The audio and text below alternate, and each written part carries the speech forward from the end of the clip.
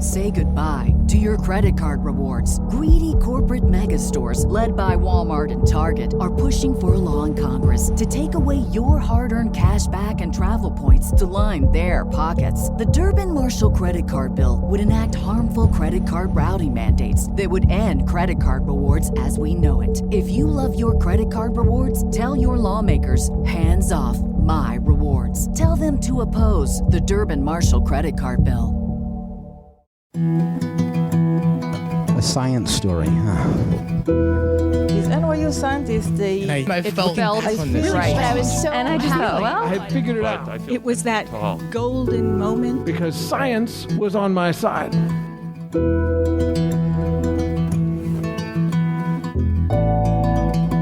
Hi everyone, I'm Ben Lilly, and welcome to the Story Glider, where we bring you true personal stories about science. This week we're bringing you two stories about the resistance, from a scientist involved in uncovering the Flint water crisis to a sociologist who finds resistance in an unexpected place. Our first story this week is from Siddhartha Roy. It was recorded in February 2017 at the Oberon Theatre in Cambridge, Massachusetts. The theme was Light and Dark. So I was really angry, livid in fact. How could the state of Michigan's Department of Environmental Quality, MDEQ, insist that the water in Flint, Michigan was safe to drink? What kind of data did they have? Because our scientific evidence showed there was a clear problem. Come to think of it, where was the EPA? It had been a year since Flint switched its water source to the Flint River, and they were not treating the water as per federal law. Consequently, their water had turned orange. It smelled like sewage. There were bacteria problems. People were complaining of skin rashes and other health problems. And then there was lead. Lead is a neurotoxin with no biological function in the body. It is especially harmful to young fetuses, children under the age of 6, causes drop in IQ points, developmental disabilities, a whole host of issues. So concerned about these things, a local grassroots organization led by parents, pastors, and activists in Flint started working with our research group to figure this out. And so in August 2015, we sent them 300 water testing kits so that they could go around the city and sample. And amazingly, this group of mostly women, mothers concerned about their children, worked 16-hour days driving across town, making sure every zip code was covered, and they had a good estimate scientifically on what was going on in the water.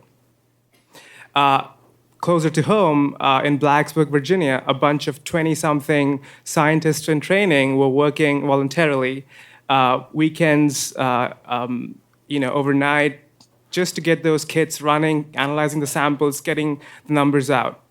And the numbers showed there was a clear problem. So the next step for all of us was to call the residents with high lead. No one trains you to do stuff like this. So I wrote this script where I said, I was like, hi, my name is Sid, I'm from Virginia Tech, here are our results. I was also concerned that people on the phone would not understand me because I suffer from what I like to call acquired American accent syndrome.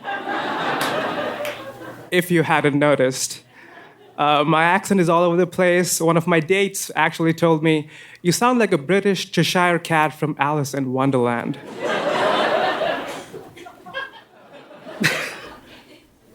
Anyway, but as we started calling residents, we did not know what to expect, but they started telling us their stories. Some of these phone calls were 5-10 minutes, some of them over an hour. They'd talk about how someone in their house was sick, something was wrong with their family, issues with money. There was one phone call in particular I will never forget. There was this elderly woman with high lead, and I tell her, you cannot drink this water. And she said, so what do I do? And I went, you can either buy bottled water or get a lead filter. And she asks me, how much is a lead filter? And I said, it's $30. You can buy it at Walmart. And she goes, well, I live on social welfare. There is no way I can afford $30 in the next 2 months. What do you tell her? How do you respond to something like this?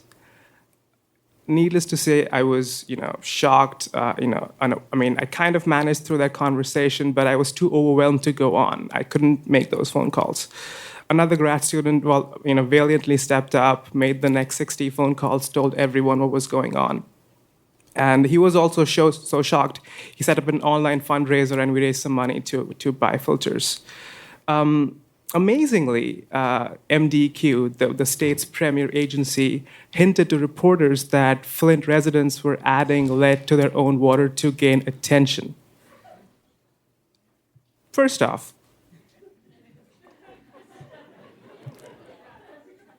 I don't know how you do that. But if you manage to find a way, imagine an entire population of 100,000 people, pulling together this amazing the conspiracy of it all to kind of mess with a few scientists at a local state agency. It was beyond ridiculous.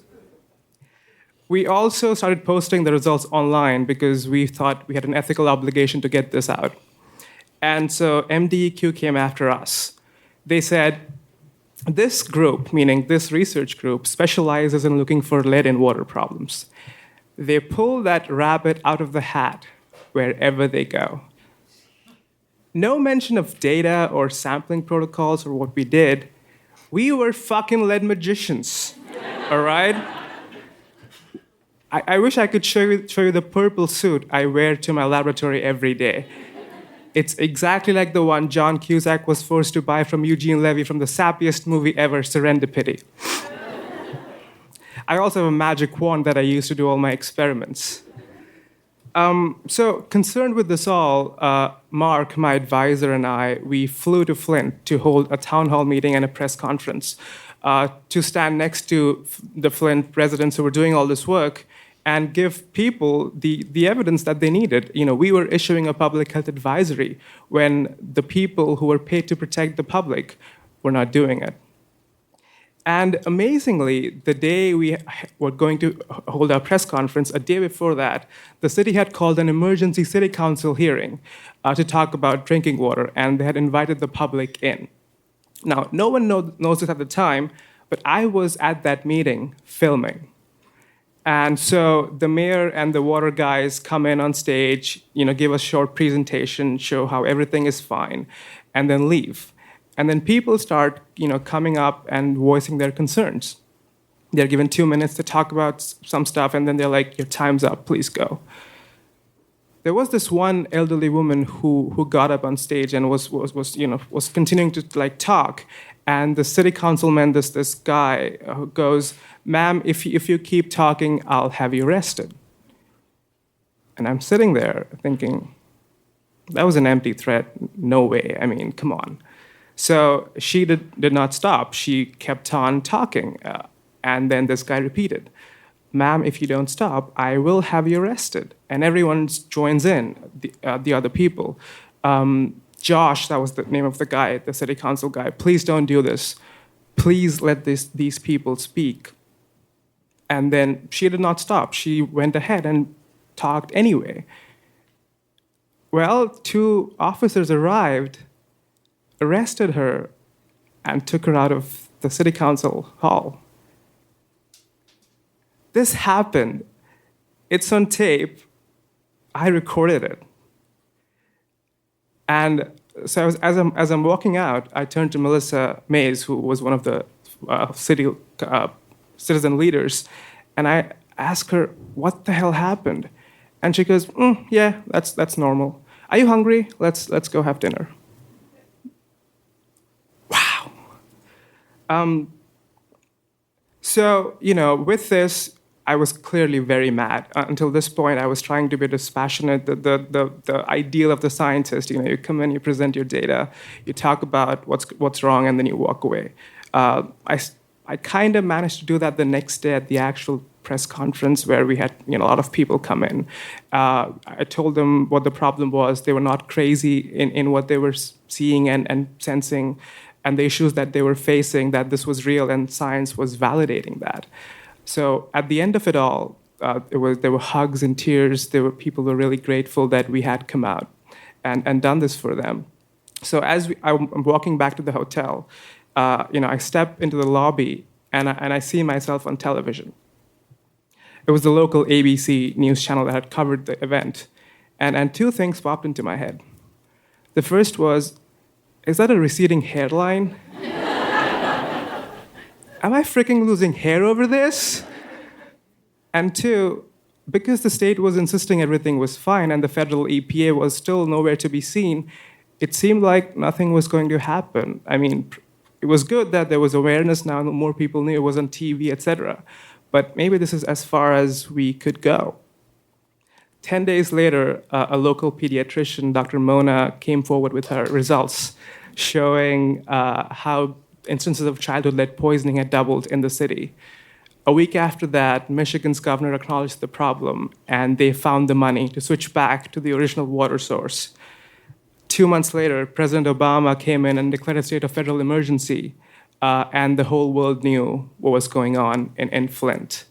To date, the city has received more than $600 million to kind of work on their water infrastructure, but also, bottled water filters and the health, nutrition, education of Flint's children for the coming decades.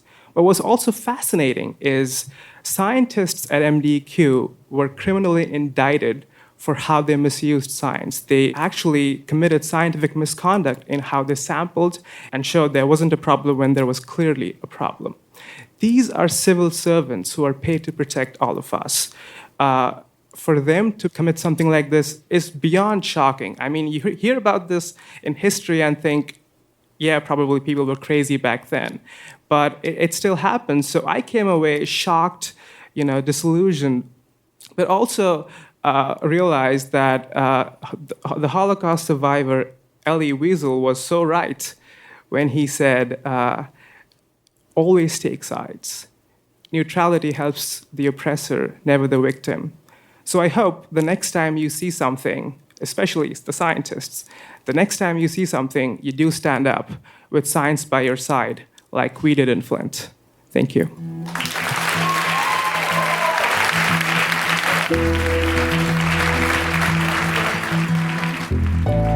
That was Siddhartha Roy. Sid is an environmental engineer and a PhD candidate in the Department of Civil and Environmental Engineering at Virginia Tech.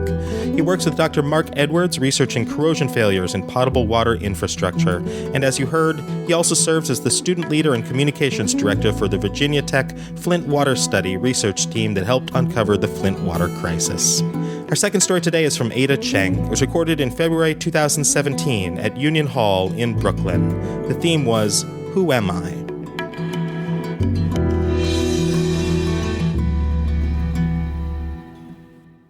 I have a disclaimer. I'm just recovering from cough, a cold, or flu, whatever that is. So this is not my usual sound. I usually sound very sexy. So I need to just apologize for that. Right. So recently, I have seen two extremes attitude towards science. So on one hand, this administration reinforces a hostile climate and culture against science.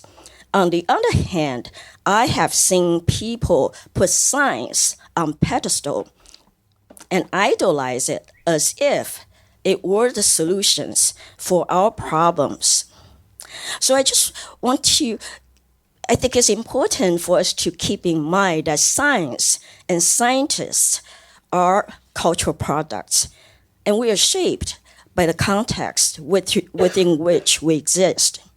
So I'm a trained sociologist, and I want to use my research experience to show how science is not neutral, and it is influenced by various factors, including the researcher's identity, worldview, and presuppositions. In other words, who we are shapes how we produce and the exact scholarship and research we produce.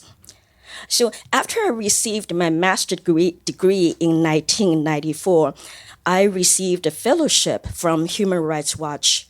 Here is an organization right here in New York. And I proposed to do a research on the human rights violations against migrant women domestic workers.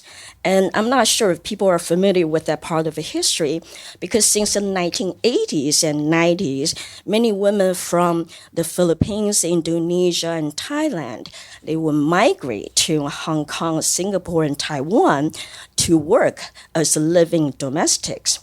And so when I left Taiwan in 1991, there were already many Filipino women working there. And they would usually linger at a church on Sundays. And that really triggered my interest because as a feminist, I was very curious and interested in learning how their particularly that relationship between the female employers and the domestics. And I also was very interested in learning what their experiences were like as foreigners in Taiwan.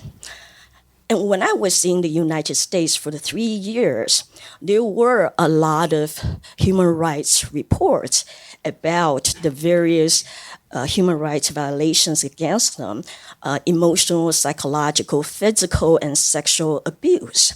So Human Rights Watch Asia viewed this as a very timely proposal and accepted me as a fellow.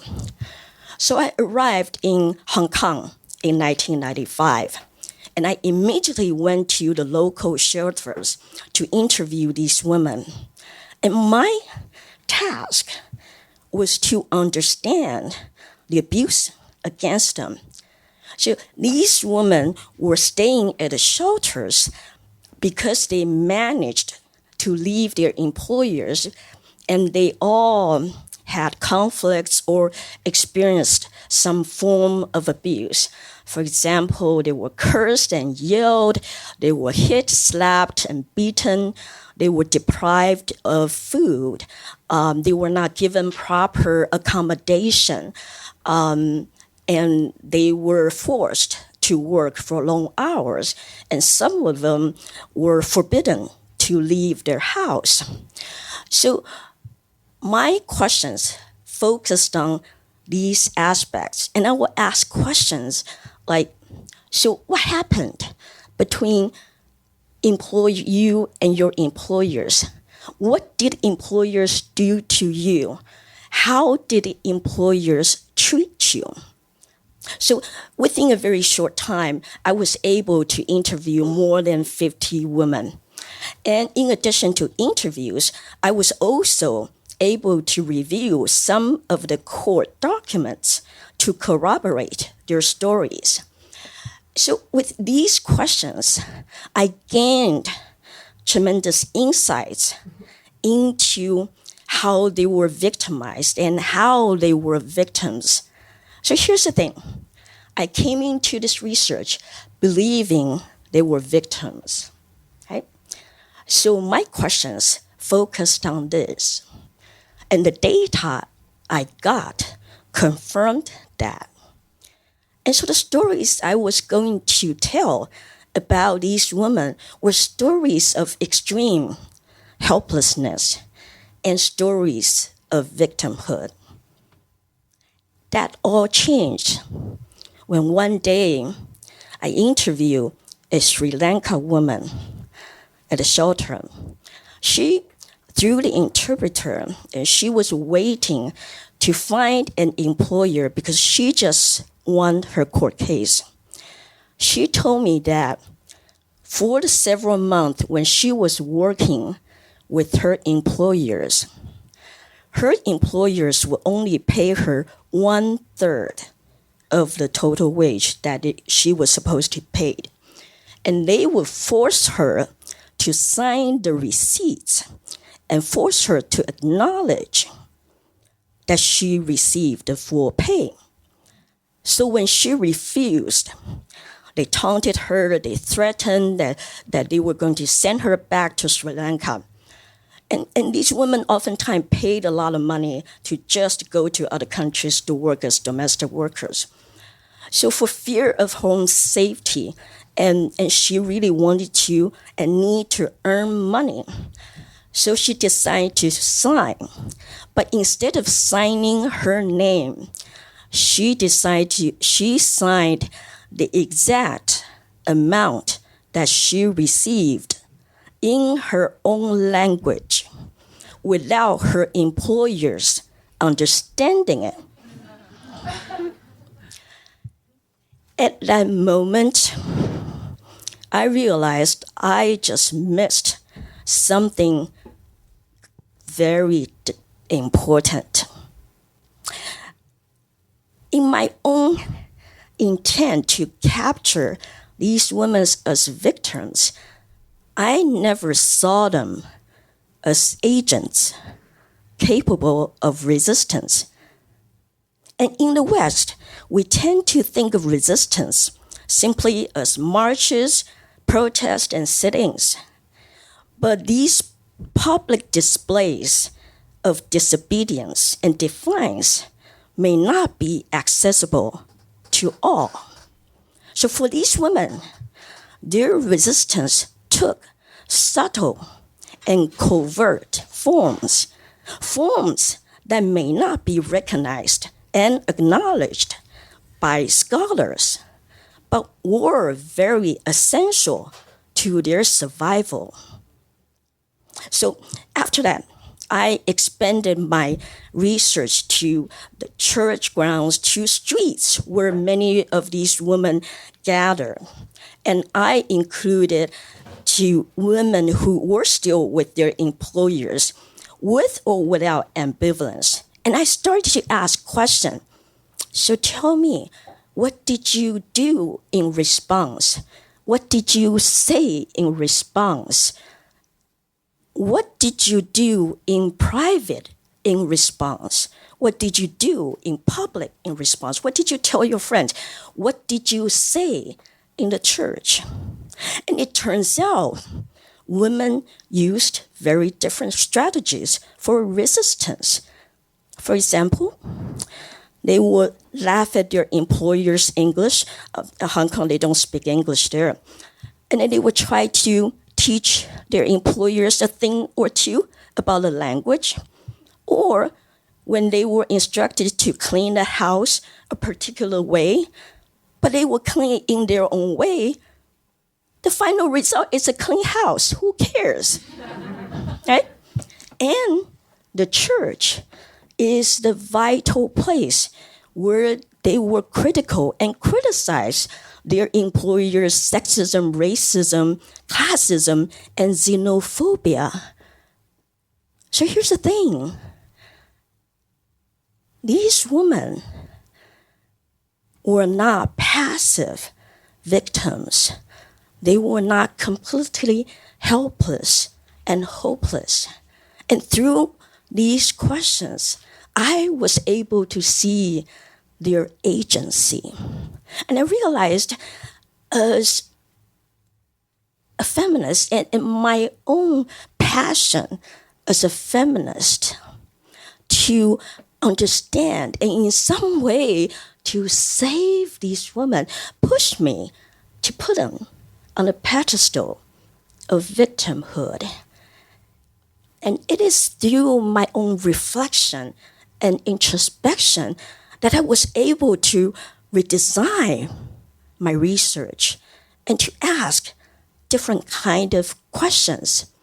So at the end, the stories I told were not either or. They were not, I painted them neither as all-powerful agents with all the choices in the world, nor as passive victims without any choices. So this is the important thing about science and what I'm afraid of under the current context. And what I want to show with my experience is that science and the research we produce is a process of construction and interpretation. And who we are shapes our worldview the questions, how we frame the questions we ask, the data, how we interpret the data, and the conclusion that we draw. Detachment is a myth. Detachment is a myth. Neutrality is gained through reflection and introspection, not through a denial of one's own embeddedness. Thank you.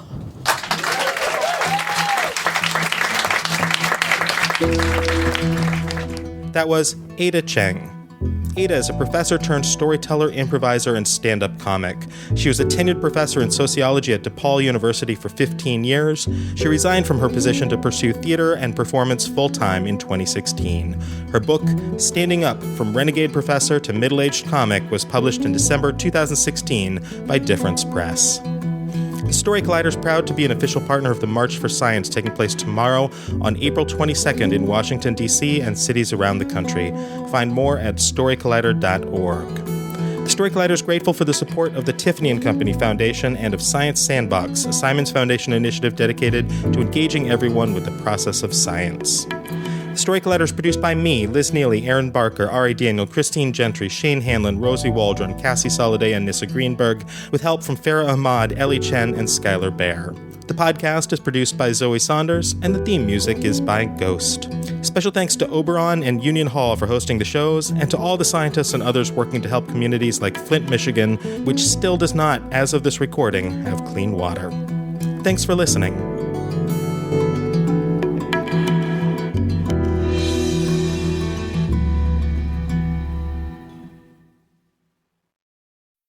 Fargo, the new virtual assistant from Wells Fargo, makes banking faster and easier. Like this. Fargo, what's my checking account routing number? And this. Fargo, turn off my debit card. And this. Fargo, what did I spend on groceries last month? And that's just the beginning. Do you, Fargo?